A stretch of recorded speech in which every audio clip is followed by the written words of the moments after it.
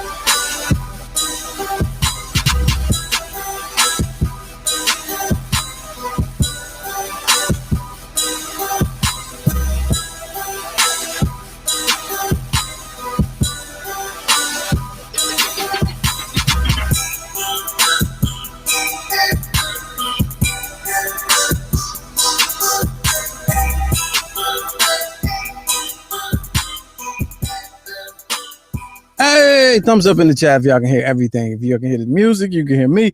Thumbs up in the chat if you can hear, and let me know what time it is. Welcome to the program. Welcome to the program. Let's go live with Lamont King. I'm Lamont King. We are now live. Let's go. Let's go. Thumbs up in the chat. Hey, man, good to see y'all, man. Welcome back, man. Good to see y'all. It's been so long. It's been a whole day. This is what we do each and every Monday through Friday. Lord willing, 6 p.m. to 7 Eastern time. And shout out to everybody watching right now on the West Coast and worldwide. Worldwide. Something like a podcast. We right here. Trending topics, hilarious commentary, celebrity guests, and interesting people, man. Yesterday was everything. Was all of it. You know what I'm saying? We had a 4-1 yesterday. Hold on 1 second. From your computer, champ.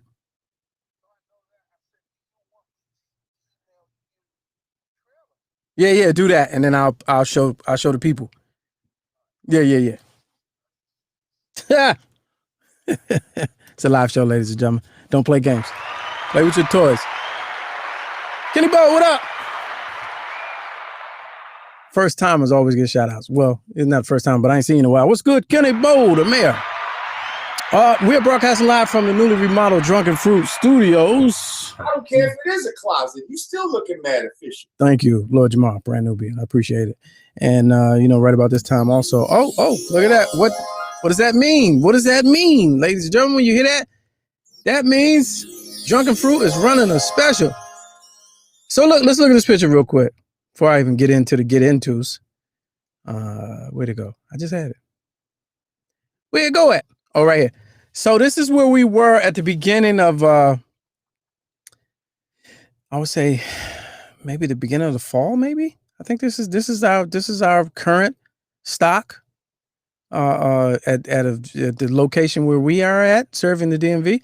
And that's like halfway gone, ladies and gentlemen. So it's no time to wait for the shit. Like right now, when you hear this, send them an email. Say, I want the menu, the prices. Let me know if if it's in my delivery area. And I heard about it on Let's Go Live with Lamont King. 10% off. 10% off. Black owned business and all of the above. All right. We are 100% viewer funded by viewers like you. And that only happens with your welcome donations at $sign Lamont King 06 Cash App. We can take that and help us build what we got going on. You know what I mean? Help us bring in the different people. Also, shout out to our executive producer, Mr. Clarkson, down the hall in Studio G. Make sure you catch his weekly show. I think it's weekly. Yeah, weekly show at Sober Thoughts this Monday, 8 o'clock. Is it Monday or Friday? Make sure I say it right. I see you in there. And also our New York bureau chief, John Watson from All Fun and Games on Friday. He's working on our New York stories at the moment. Let's see. Cool Runnings jersey? No, let's not do that. let's not do the Cool Running. This is Adidas, man. Y'all don't like this? And I'm jive accenting. I'm jive matching. Y'all don't like this? I'm not trying to give off Malik Yoba vibes, but no stretch at all. I'm not trying to do that. I am dressing for success. Dressing. Come on, man. Because I'm redoing the Tiny Closet Studio, so we're in transition. All right, that's the last one. I'm not doing any more. Oh, stop it. Monday, Sober Thoughts, 8 o'clock. There it is. All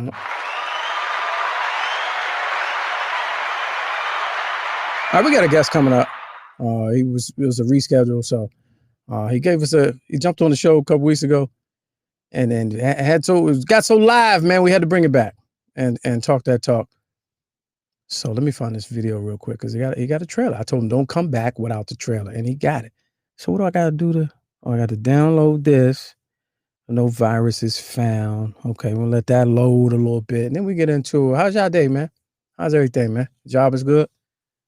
You still showing up for work with the camera on? They still like you? You still getting paid? Hey, man, it's a blessing. It's a blessing, man. Let me tell you about my day, man. So I just had, it's been a while, but I'm lucky I made it here, man. I was dealing with a contractor, doing some work, some tiny work, right? Little did I know. Now, it didn't set out to be tiny work, but it was tiny budget. So they took it upon themselves, the contractors, to make it tiny work. And, I like to do tiny DIY, but there's some stuff that's out of the scope of my abilities. And based on the time that we have, the end of the year is coming upon us. I was like, well, let me outsource, pay some professionals, maybe not professionals, but people that do that type of work for money and get this tiny job done on this tiny budget.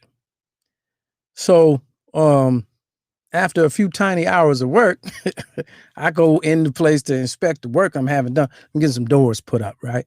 Painted, prepped, hung, and getting some other woodworks in the place, touched up, finished up.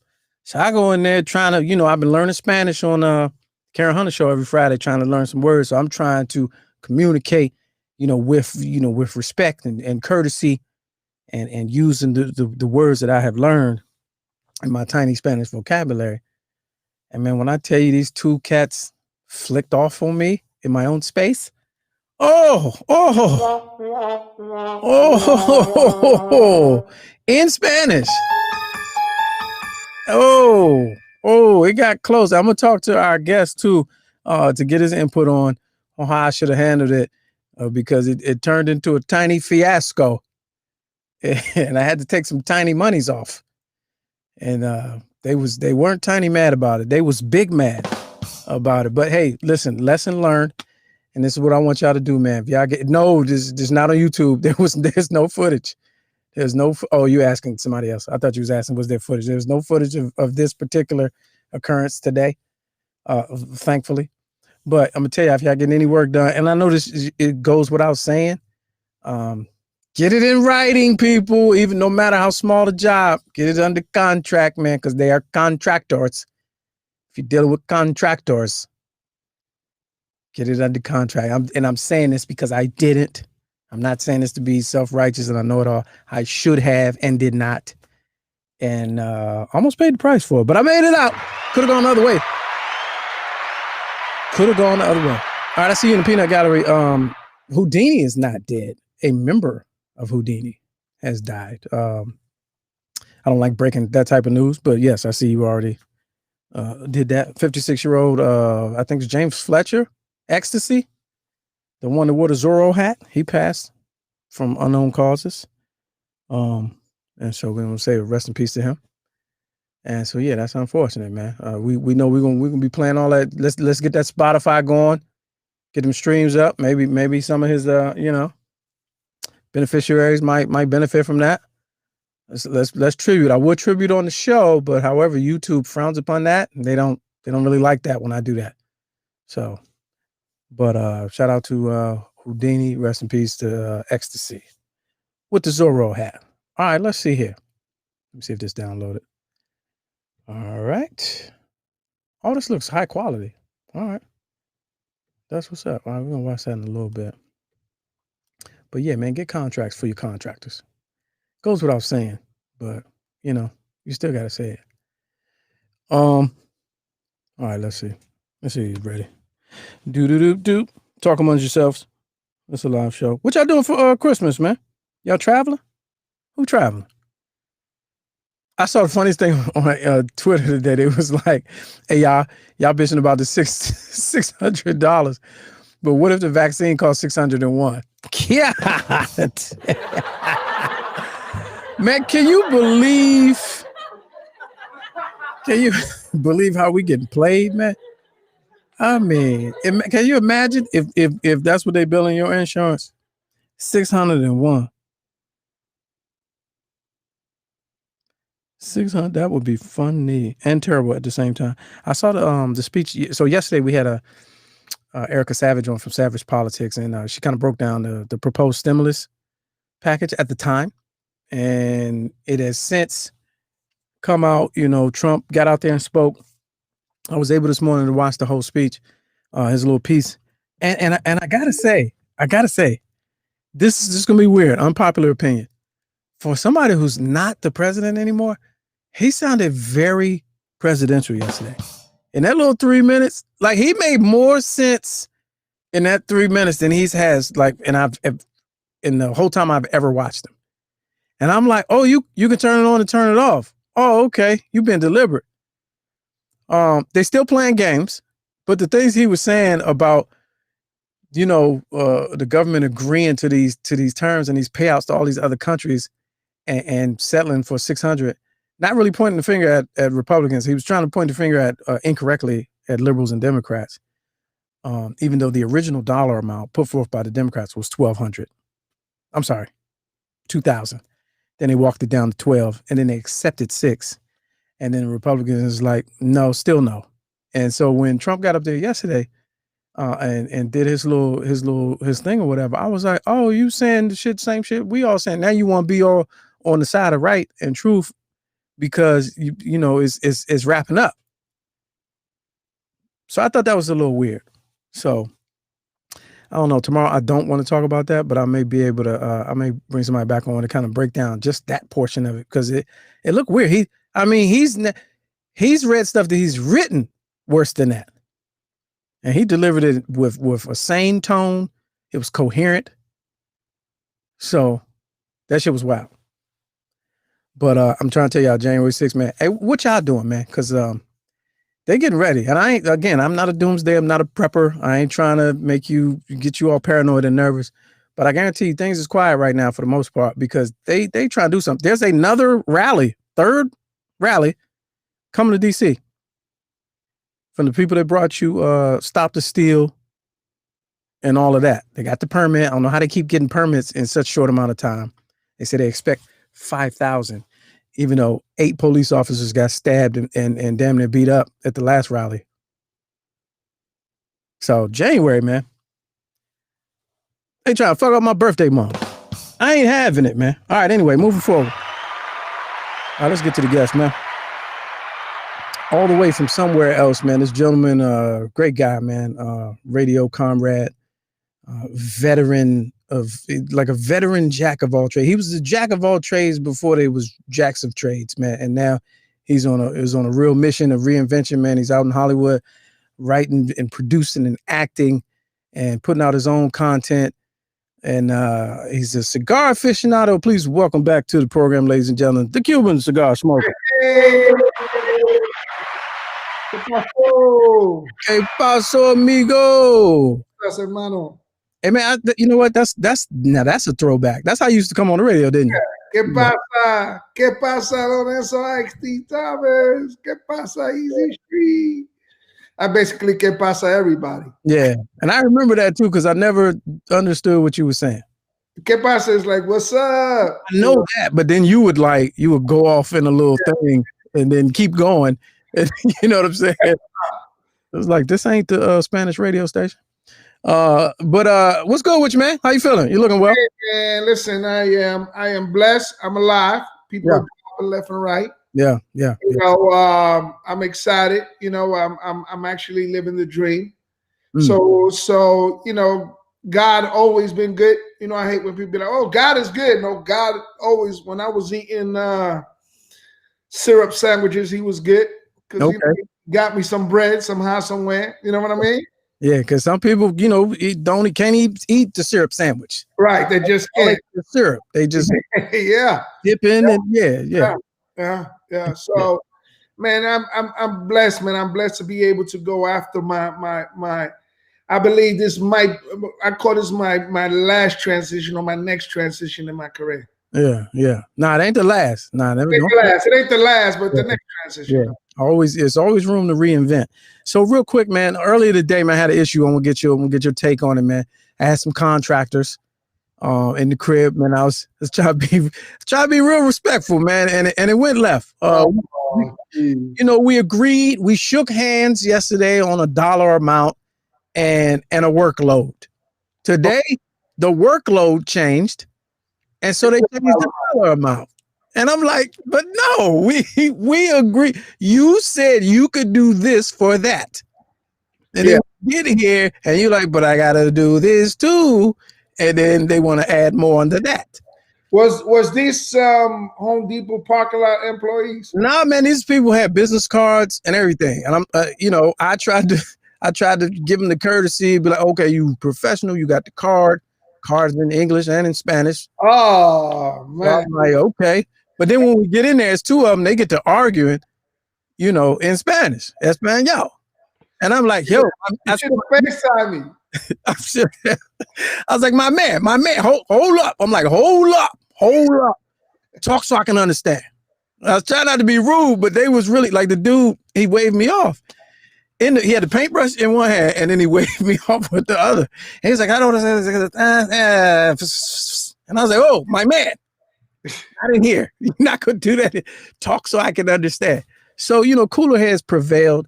It was a sour situation. The work, of course, did not get finished. And and they did not get paid the entire amount. So I just wanted from, you know, a person, bilingual, multinational, international traveler, what are some of the other ways I could have handled that? Because when you're short on vocabulary, right, you might not be as mad as I think you are. Right. Communication is the key. It's the key. And what's crazy is that Latinos, we speak loud, we move our hands a lot. Yeah. Even Haitians do the same thing. West Indians do the same thing. You know, our communication techniques are different. What I suggest that you do next time you're dealing with a Latino or anybody is that when you go to discuss the price and everything, you discuss it right there and there before everything's going to start. We did though. But you say you did it yesterday. Oh yeah. And then it came. No. You let the guy, you know, come the same day, right? Because that's the number he's going to go right there. He probably came the next day and said, "Man, this was too cheap," or I didn't charge him enough. That's what happened. That's what happens. Now you catch him right there. You got to move that. You got to always be willing to move right there that same day. Right. That's key. Right. Because I you know, it's a couple words that I got, and they talking to each other, and I was like, no, talk to me. Right. And then he got in his way, and I was like, tranquilo. Yeah. I want to be like, calm down. I was like, calm the fuck down. Get the app. There's an app you get on your phone. You could. That's really what you have to do. And that's fine too. But in the moment, yeah, it wasn't no time for that because everybody in there, we all felt under attack. So I wasn't gonna be like, hold on. Yeah. Yeah, nah. So Hey man, can I before I continue, if I don't do this, I'm gonna get cursed out. Today is our boy's birthday. Poor Chop used to work with us at the radio. oh yeah. Chop Chop, and I begged him to listen to the show today. And I said, give you a shout out for your birthday. That's been my man, 50 grand for a minute there. That's what's up. No, shout out old Norman. What's up, Norm? No, Norman Tillman. Yeah. What up with you, Norm? Hey, Norm. No, that's my guy. All right, so let's talk about it. So we had you on a couple weeks ago. Well, before that, let me do this. I got to do this because I'm going to get your take on this. So I got some mail today, man. Coincidental, man, the universe. I got some mail today. A friend of mine was sending me a housewarming gift 2 years ago from after I moved in 3 years before that. And it just came today. He was like, I'm in your neighborhood. I've been holding it ever since. He gave me a humidor, man. Okay. Is this a good starter humidor? It's a good starter humidor. It's funny because we was just shooting that humidor for the show the other day because well the reason why that humidor came out 10 years ago. Sure. Okay. Matter of fact, hold on one second. Let me show you something. This is live, ladies and gentlemen. I was going to open box it. Again, I wasn't in the right mind frame. So when I came home and seen that, I was thinking, what is this shit? And I opened it and I was like, oh, I was going to open box it, but I didn't. So it's an episode we have, and we'll talk about it later, about how the business has changed in the past 10 years. Okay. So this is my humidor. I just got gifted this humidor. Well, sure. Yeah. You know, and let's see it again. Of course, got my Cuba cigars in it. Jeez. It holds 70 cigars, and the business has changed so much that they have been able to advance the humidors. And that humidor that you have there, you're gonna be able to have comfortably 30 at the most. Okay. Now the difference in your humidor and mine is that you're gonna have to constantly be rotating your cigars. Okay. Because it's like they designed these now to be like get a 360 effect inside of the box with the humidity, with the bags, with everything. So you don't have to rotate your cigar so they can maintain themselves fresh. Because yours doesn't have that, you're gonna have to continuously have to do that yourself physically every 30 to 45 days. Yeah, Norman says mine can fit in your box. Pause, Norman. Paul. Chill out, Norman. Chill out. So it's a good starter though. And tell me about what exactly happens, because I remember before I started smoking, I didn't know what a humidor did. I thought it was something that was running. You know, you think wine fridge and all that. I thought it was running. So what's the process? What's happening inside of a humidor to your cigars? Well, humidors, you're right with that philosophy that you have. If you go into a cigar lounge where they have the cigars, they have a huge humidor that maintains the pressure between 69 and 73 degrees. That's the humidity. That's the level of the humidity that the cigar has to stay in so it can stay there forever. So mine is set for 72. Okay. So what that means is that those cigars that I have there, as long as it's sealed out the way it is and I don't go inside of it, that cigar is going to stay fresh for at least, I can leave it in my humidor because of the type of humidor that I have for 20, 25 years without opening it. And when I go into that humidor, that cigar is going to be as fresh as it could be. Because the humidor, the temperature, the wood, the way you maintain it, it maintains itself fresh. Right. So something else that we're working on that we talked about, see, the good thing about the show, and we're going to get into, is that I give you all information of everything. So I was able to put everything together the right way. But if you have cigars on the regular, you have now your cigars, you're gonna have to buy these packs. I don't know if you ever seen them. I use that. So first thing you do with that, usually with your humidor, you want to wipe it. You want to take a damp You don't wipe the wood in the inside.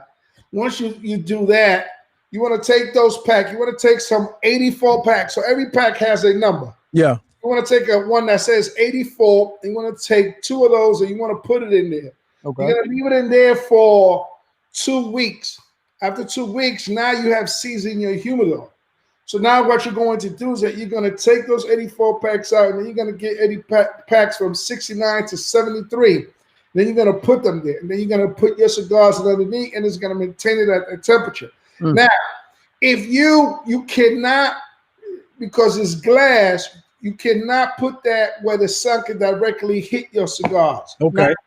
Okay. You cannot, it can be next to a heater. It can be, it has to maintain itself cool. Right. Actually went better with the old way that we used to put cigars. If you didn't on a humidor, you put them in aluminum foil and you put them in your freezer. That's what I got 2 in there from Cuba now. I got souvenirs because I didn't know how long that lasts, but I read that you could put them in the crisper where the food is down there. Right. Or you put them in a Ziploc and you put them. The problem is, the only problem with that is that when the freezes, when it's not, when you have to wait till it completely freezes itself completely, because it's not when you tell it all, it still might be frozen in the inside. Yeah, right. Or it still might be wet. So you have to take it out. You got to lay it in a place that is not too hot and let it, melt. Once you let it melt, you're gonna have to try to let it dry a little, and then you're able to smoke the cigar. So you said 20, 25 years, but with the kind that you have, but regularly I was reading, it said, a good cigar lasts out maybe 3 months. Is that about right? It lasts out as out of the box. Yeah, like if I don't have it has to listen to what I'm telling you. Okay. The cigar has to be in the proper temperature room. So it has to be in the humidor room. It has to be in the humidor or cool room. Or it has to be between 69 and 73 degrees. They don't. So, and I don't want to give too much because I keep on going back to what I'm doing is that those are things that we talk about. We talk about one of the episodes. I talk about fake cigars. So what people don't understand about fake cigars is that we have this bad habit that if we go to the islands, that automatically everything is legit.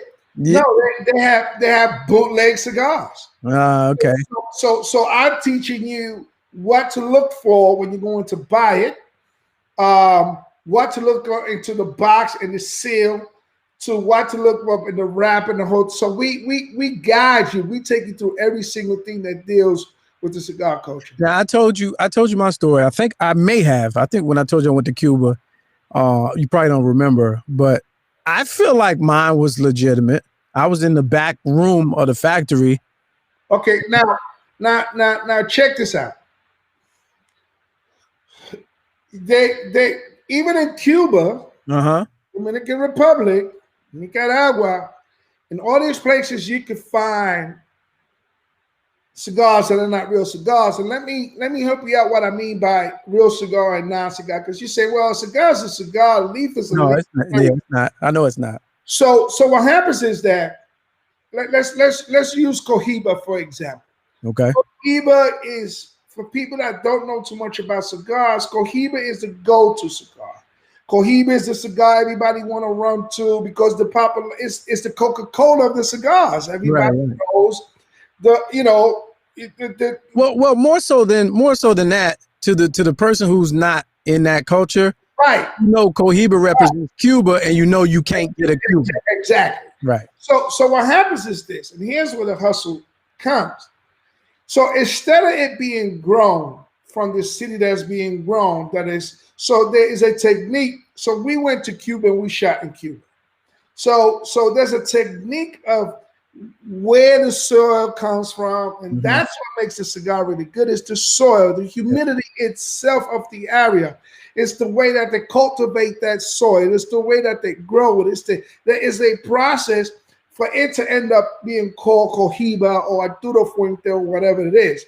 Now think about somebody doesn't go through that process, Yeah. goes and grows tobacco in some bullshit ass field with some bullshit ass soil. Yeah. And then what they do is like they take and they create their own ring and they put the ring and they make it cohiba and they put it there. But you're not thinking about that because you're on vacation, you're in an island, and you're drinking and you're enjoying yourself. Yeah. So when you mix all these things and put all these things together, you're not thinking about the product in your hand. Right. And you would never say to yourself, this is fake. Right. Why? I'm in the islands. Yeah, I'm living. You know, so there's so many things about the culture that we put out there, that we teach people, that we show people that we looking at. And I don't know, did you play the trailer already? I don't know if you No. I was going to get to that once you we got to talking. Once you play the trailer, and then what I would do, you will see what it is about, and then I can give you more information and break down better for you. Well, I don't want to play the trailer right now because you. All right, well, cool. Don't play that trailer. Tell me what to do on my. I got one more question. You'll tell me. I got such a bad habit of doing dumb shit like that, Lamont. I'm sorry. Sorry with your show. My bad. But you got to keep people around you that can check you, hold you accountable. No, you have to. If they don't check you, because you out there in Hollywood, they ain't doing that. They're not doing that. I know. Listen, I got stories. They not doing that. Yeah, this is the most checking area in the world, which is amazing. But I get it. And I understand it. Yeah. So about the show. Now let's start from where we left off at the last week. You came in and you was like, I got a TV show. Right. That's what it's about. So let's start there. Okay. And then I'll play the trailer. Okay. So what I did was when I left radio, I wanted to, people like yourself knew what I was trying to do. Get on TV and be able to as an actor, be able to be out there and do stuff. So what happened was that I kept saying to myself, in transition, the hardest thing is trying to figure out how to be able to get in that transition. Mm. So in transition, I'm saying, well, man, I'm 6'5", I'm 200 and something. So I know that at the beginning, my roles are going to be the gangster guy. My roles are going to be the police guy. This is as you move from radio to acting. Right. When I move from radio to acting, I know that these are the opportunities that are going to come. But I'm humble enough and I'm grateful enough that I am able to get those opportunities. Mm-hmm. But at the same time, I was like, so I had to look at my age. How do I need to create something that I can see myself doing. Mm. So what I did was, when I got this concept out of radio, this is, I think, one of the best things I learned out of radio is that everything has a blueprint. Mm-hmm. So, you in the closet right now doing your show, and that comes off a blueprint. That's a blueprint. What you learn in radio, all the things way back, that's a blueprint. So I'm looking at shows to see where can I fit myself into. So then I used to love Anthony Bourdain, Places Unknown.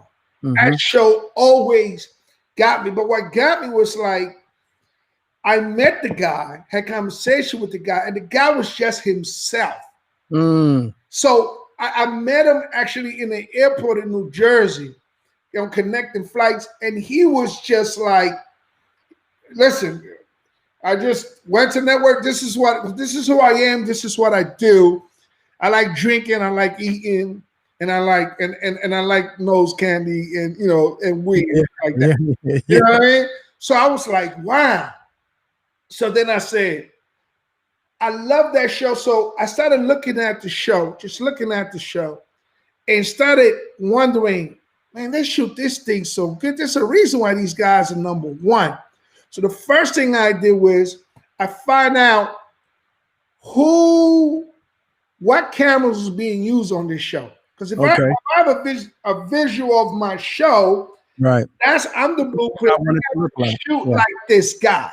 Yeah. I don't know what I have to do to get the money or whatever it costs. I got to shoot like this guy.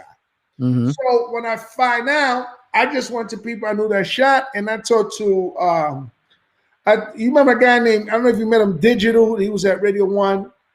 Yeah, probably. What they shooting this with? He was like, they're shooting 4K. You know, they're shooting with this. This is the hot joint. You can get every detail of everything. So I hired first some guys out of pocket. We shot something. It wasn't like what, I mean, I've been working this project for 6 years. So eventually, when I got to the best that I could possibly do, I went to and set up a meeting with 611, 6 Shooter. So I was like, 6, him, their production team, look, this is what I got in mind. I need to shoot this. What would it cost? So then they tell me how much it would cost. I say, I got to hustle. I got to get executive producers. I got to get the money. And a lot of people don't understand that my first couple of ones, I started driving Uber and Lyft in DC, and people really can't grasp that. They can't, the Cuba cigar, smoke, drive and Lyft. No, I got a vision. I wasn't gonna. I remember you called me one night when you was driving. Remember, I think that in transition, when you want to get to where you're trying to go, you're gonna have to take your pride, and you're gonna have to fold your pride up, and you're gonna have to put it away. So one of the biggest things people didn't know is that I was taking care of my mother at the time, and I had enough to survive with mom and everything. But this is my dream. Yeah. So I'm blessed to be able to go to people, say, cut me a check for XYZ amount of money. But I knew that what I had, people wasn't going to understand the concept. I mean, what you mean you want to talk about cigars and nobody could, they can't do that. Nobody's going to look at that. And I was like, trust me when I tell you. So what I did was I invested in myself and I shot some episodes. And then once I shot some episodes, then I got a team.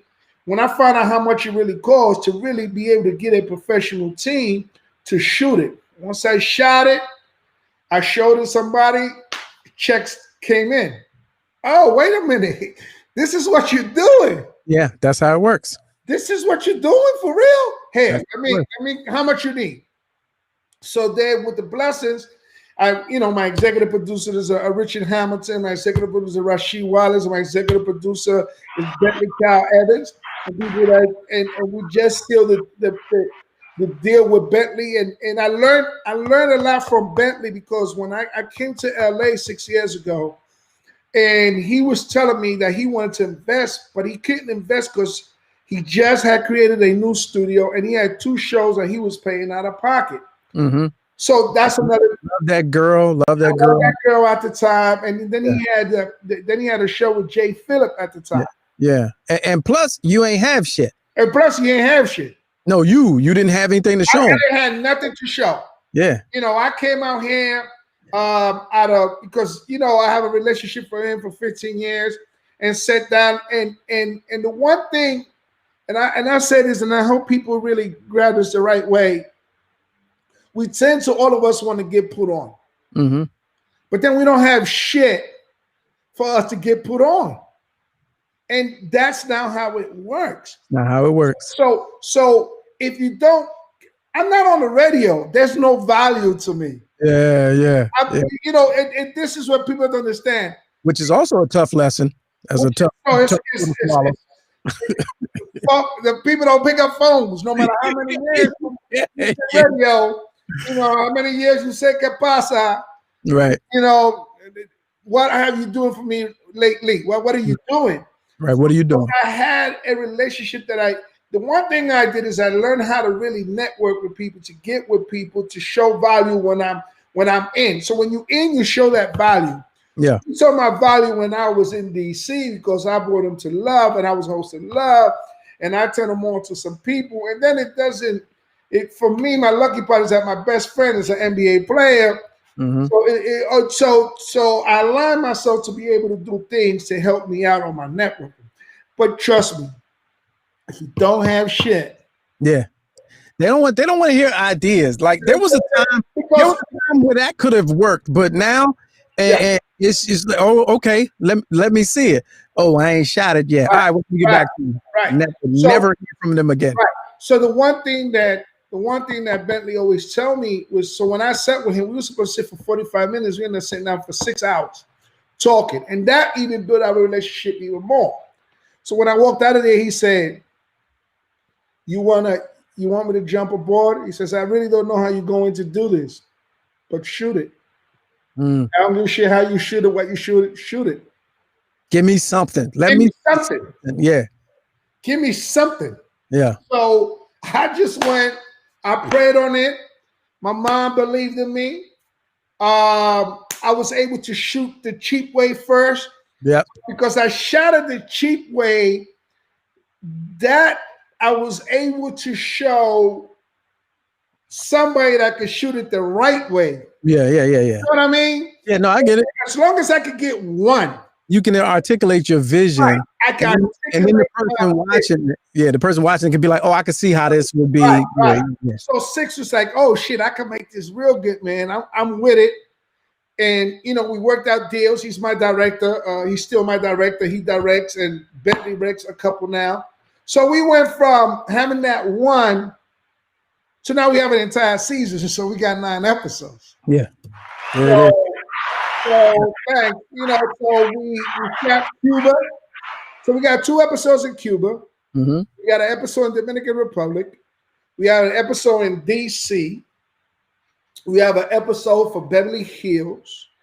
We have an episode that talks about, and it's funny that you brought out the humidor, how the business has changed in the past 10 years. And in that particular one, God is so good with connection. So my connection from Beverly Hills connect me into, I met a guy that's a billionaire, and we end up being really good friends. And so he's been a blessing. And when you said the universe lined itself up, and so we shot this factory. That humidor that I show you, that's what they do. They build humidors, they build lighters, So I take you through the process of how it's built. Oh, that's which is super fly. Yeah, I watch that all day. I mean the entire process, how it's built, where they do it, where's the factory, the leather that they use, the stitching that they use, and how they do it. In that same episode, we have females and how we talk about what they smoke in, how people don't understand this, but the fastest growing consumer of cigars is actually African American females, not just females, but African American females are the number one. So in that episode, I was able to get a young lady who has her own cigar company. Oh, nice. So we sit down with other ladies that are beginners to been smoking for a little bit, to people that smoke, and have that conversation. The perception, how people used to look at a woman smoking 10 years ago to what it is now, and the way they look at cigars and what they think of cigars. In that episode, we have the I change art. So if you go into cigar lounges from before, you see how they used to have all these old paintings and dolls. Now I got this tool that does some glass stuff that is unbelievable. So we got that. Then I have another episode of where you could go to smoke if you want to go to a sporting event in LA. So there's a brand new cigar lounge that is 2 blocks from the Staples Center. And I did that episode with Cedric the Entertainer. Okay. So we just like this is like all of the shows that I watch on Netflix. Right. So it's like so just like Anthony Bourdain, we take you to the city, we break down the city for you, we go to the city, what's popping, what's not. So we have stories to everything. And then the Rams got a new stadium. Yeah. And at the new stadium, there's a cigar lounge that's owned by a black man over there. That's what I heard last time. He's been there forever. He went to people in the neighborhood and like, yo, I want to do this. And people at first wasn't supporting him. Also 2 blocks from the arena. Yeah. So he does suits in the shop where he has a cigar lounge. So, the episode opens up. I'm interviewing Bentley in that episode. He's getting tailored, measured with a cigar in his mouth. While the guy is taking his measurements, some fly stuff. Yeah. That episode. Then we have an episode about how how COVID has changed people's smoking pattern. Okay. So in that episode, we have Now Evans, who's the producer of The Masked Singer and The Masked Dancer, who was also the producer of Wild 'N Out. He's creator. He's the creator of Wild. Right. So throughout this whole process, he started grilling. So he's always grilling. So what I do is I bring some particular cigars that you could go with the ribs that he's grilling, and we break down why that cigar goes with it. Basically, you this show can go in any direction. So exactly. Much. Yeah. Exactly. Then we have Russell Peters' house. Okay, the comedian. Tura's house. So yeah, we excited, man. We got a lot of celebrities. So now we're gonna watch the trailer. We're gonna watch the trailer for. See, that's called building anticipation. You know what I mean? Man. So we're gonna watch now. This is pretty much of season 1. This is season 1 right here. Yeah. Okay. All right. Here we go, ladies and gentlemen. A Good Cigar, created and produced. A Cigar is Light. A Good Cigar is Light. Okay. Created and produced by Cuban cigar smoker. All right. Here we go. Someone once said that a good cigar is like. My name is Antonio, the Cuban cigar smoker, and I worked in radio for over 20 years in Washington, D.C. Throughout those years, I had the pleasure of interviewing and smoking a good cigar with a few celebrities. You already know I'm hanging out with my man, Antonio, the Cuban cigar smoker. But now, I decided to travel around the world to highlight the connoisseur culture, lifestyle trends, and social indulgence of the cigar world. So join me on this journey to cigar lounges, events, manufacturers, cigar pairing, recreational spots, and oh yeah, still talking to some of my celebrity friends. My man! From executive producer Rasheed Wallace and Richard Rip Hamilton, this is A Good Cigar is Like.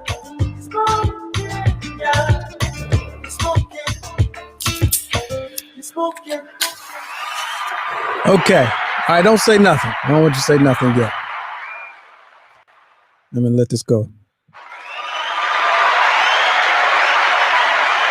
All right, let me one more time. Nigga, that joint is official. That's right. That's really and you know, of course I got a couple jokes. Let's go back to it. But I know you, so I can say this. No, man, that's first of all, who the hell is this? Hey man, be surprised what a suit and makeup can do for you, bro. Oh man, hold on, wait a minute. My name is Antonio, the Cuban cigar smoker. Hold on, right and here. I worked in radio for over 2 years. Wait a minute. Throughout those years. All right. Is that me, nigga? No, that's Shaggy. Shaggy. Oh, this guy. That is you with sunglasses. Hey, from when I play this anywhere else, that's me. I don't care what That's you. That's you 2000%. Just hit me. Man. Oh, there's one more thing I wanted to see. I want to see this right here. Oh, yeah. This right here. Now, this is official because there are people who don't know that Drake looked like this. Oh, yeah.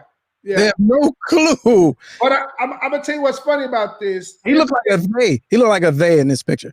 This is the first interview he ever did in D.C. Oh, wow. And I was hosting Love Nightclub, and he had just come out with the mixtape, and so he wasn't doing no interviews. And I was actually, once again, I was with Digital. Mm-hmm. And what happens is like him and I know the same people. The people that put him on are my people that put some of my people on in the business. And once I told him the name, he cleared the room. It's like, anything you want, my dude. I mean, that's how network works. Yeah. And he gave me, I got an interview with this guy for like 15, 18 minutes. He would not give nobody an interview, and I gave him his first interview in DC. That's what's up. That's history right there. And those are like little factoids that you can include in the episodes or whatever. Let's watch that one more time, Here it is. A good cigar is like. Someone once said that a good cigar is like. My name is Antonio the Cuban Cigar Smoker, and I worked in radio for over 20 years in Washington, D.C.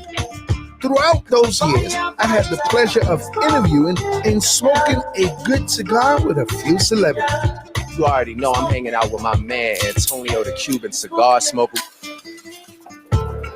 But now, I decided to travel around the world to highlight the connoisseur culture, lifestyle trends, and social indulgence of the cigar world. So join me on this journey to cigar lounges, events, manufacturers, cigar pairing, recreational spots, and oh yeah, still talking to some of my celebrity friends.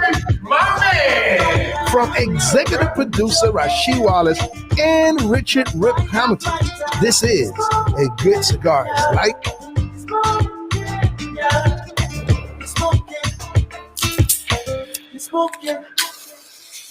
No, that's salute, man.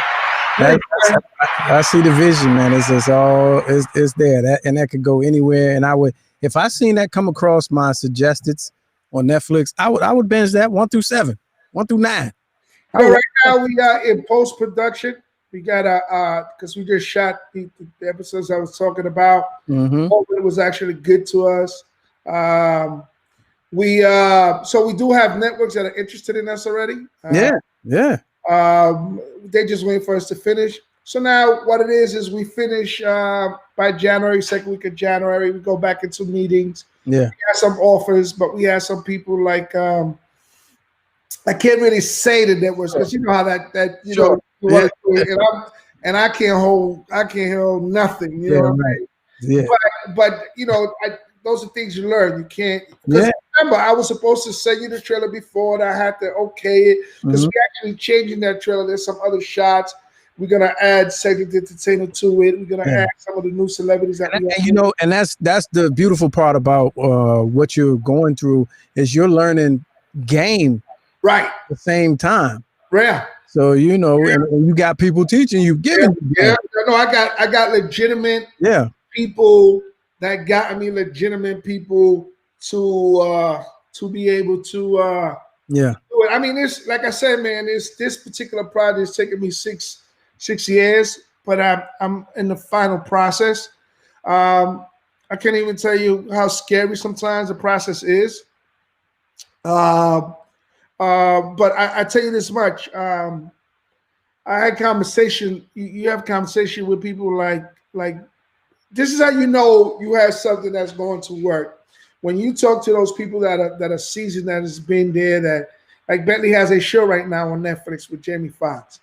But when you have celebrities that want to be a part of something that you have, and when I say part of it, behind the scene in business and want to business with you about it, you know you have something. When you're able to show somebody something, and they're like, no, we before COVID, no, I'm down with it.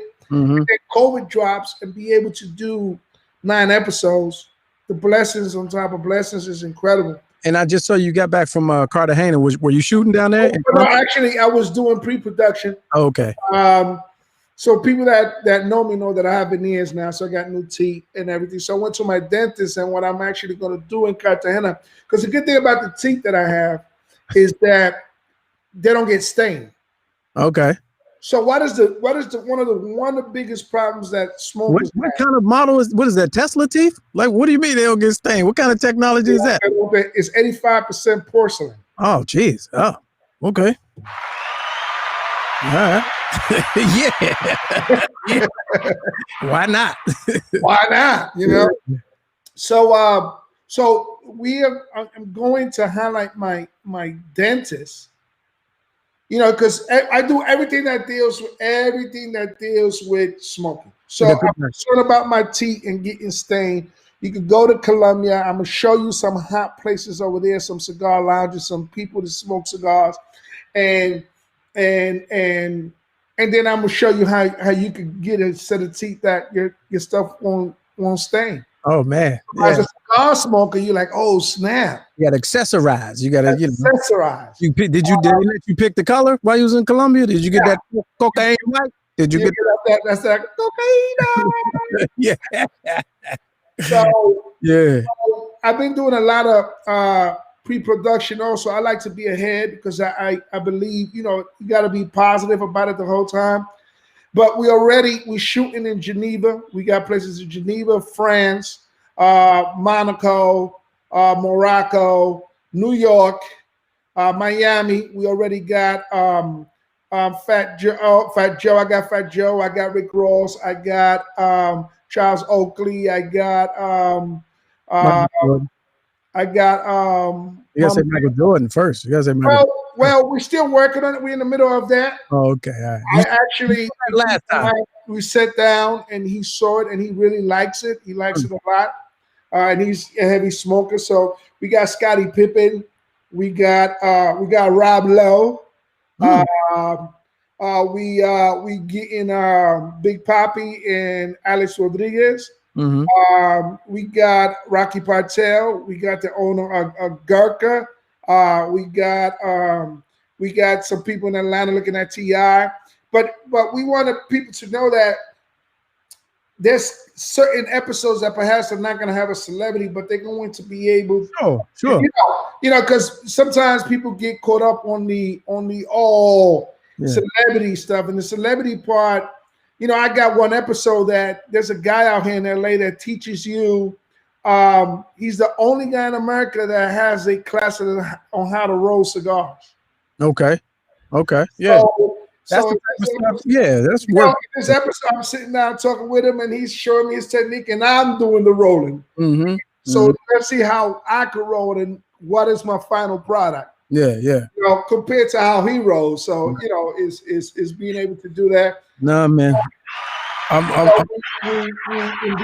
we go into a boutique factory, and I show you. Don't give it all away. Save some. Yeah, but save some. Yeah. But no, I'm happy for you. I'm proud of you. And I heard you do the narration. So the last thing I want to say is make sure you send a Christmas card to whatever speech coach you had. Hey, I'm gonna tell you something. Unrecognizable. I'm going to tell you something, and you're going to laugh. You know that for years I've been going to speech class, and I still go back to my techniques. And before I even go in the studio to lace anything down, I make sure that I'm doing all my techniques, right? So I play it to people, and why did D.L. Hughley says to me? Who was that? Who's the white guy? Yeah. I mean that Spanish accent. He don't even know that's the highest compliment. He doesn't. So I get up and hug him, and he's like, "I don't understand why we don't hear that Spanish accent." I said, I'm okay. Trust me. Yeah.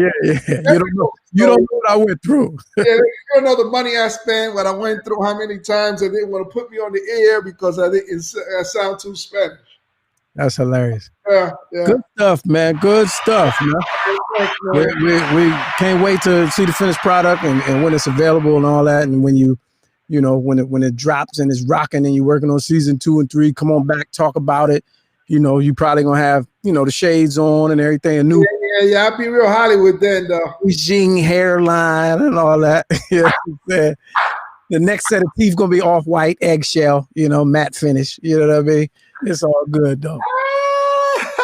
With you. There it is, ladies and gentlemen. Cuban cigar smoker from A Good Cigar Is Like. Pride of Bowie State and somewhere in New York. Shout out people of Bowie State, man. People of Bowie State, they be giving me hard. They be hard on me, talking about I don't give them love, but I only give love to people that give me love. So. There you go. Say it again. Right? Say it again. Yeah. All right, Jack. I'll holler at you. Love you, man. Appreciate you, man. Keep doing what you do, man. Once again, I appreciate you, calling me to do this. I appreciate the love, and I'm happy that you like it, man. I really am, man. Appreciate it, man. I'll holler. We'll talk soon. Happy holidays, man. Be safe. Happy holiday, man. Feliz Navidad and all of that. All right. There it is, y'all. Yeah, I'm ready for that. I got into smoking a couple years ago, And this is one of my adult hobbies. You know what I mean? And with anything that I pick up, I like to read and study. And so I, a couple of times I called, but like, well, what is it when you, da-da-da. And then when I went to Cuba, I was like, well, how come, and the man is just very knowledgeable. And we see in the trailer, man, that's going to be a good watch, man. Can't wait for it. All right, y'all. We had Roland lined up today, but that conversation was just too real, man. We couldn't leave it. So we had to put Roland on the back burner. Hopefully, maybe we'll talk to him tomorrow. We got some time. On behalf of everybody that helped make this show possible, our executive producer, Mr. Clarkson down hall in Studio G, and John Watson, our New York bureau chief, and our guest, Cuban cigar smoker, and all of you in the Peanut Gallery, we appreciate you. Thank you for making this the thing to do at 6 o'clock. Newcomers and first timers, this is how we rock, man. If you felt, so inclined and you enjoyed the show, feel free to help us build this project that we're building. Cash App, $ Lamont King 06. No amount is too little, except for the little amounts. And Patreon, you can subscribe to our monthly subscription-based service for the low at patreon.com/Mr. Lamont King. What happens over there is you get full episodes and bonus clips and extra features before anybody else. So there's that. All right. Looking at the time, man, it's Christmas Eve, man. Y'all be safe, have fun, do something with your family, man, and Lord willing, we'll see y'all tomorrow, man. That's we hope. That's the plan,